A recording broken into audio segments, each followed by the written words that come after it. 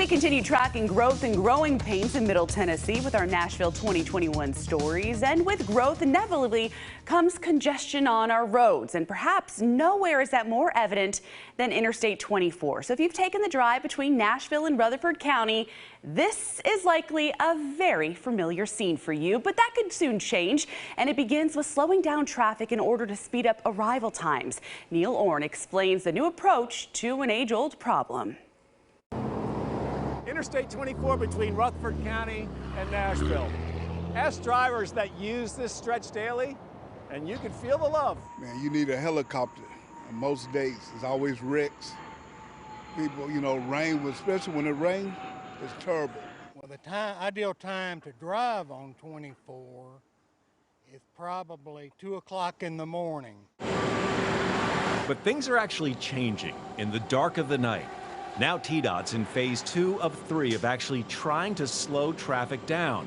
It's called 24 Smart, but without explanation, the idea to slow traffic down sounds dumb.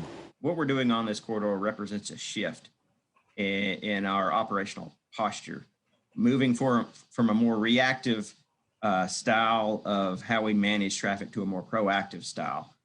So thinking in terms of really getting out there and trying to slow down the breakdown. With car volume up 60+% since 2005, the slowdown is actually starting to work. Since 2017 and before COVID in 2019, we actually, from the data, looking at the data, we saw a 5-minute improvement in travel times, peak AM travel times on the corridor. That might not seem like much, but it can it's making a difference. 24 alternates now have signal controllers, which means when things go bad on the interstate, lights go green on Murfreesboro Road automatically. This overnight construction is the installation of sensors that actually talk to cars 30 times a second, but they aren't talking behind your back. So the data collected off of the corridor is completely anonymous. There's no way for us to actually track it back to an individual person.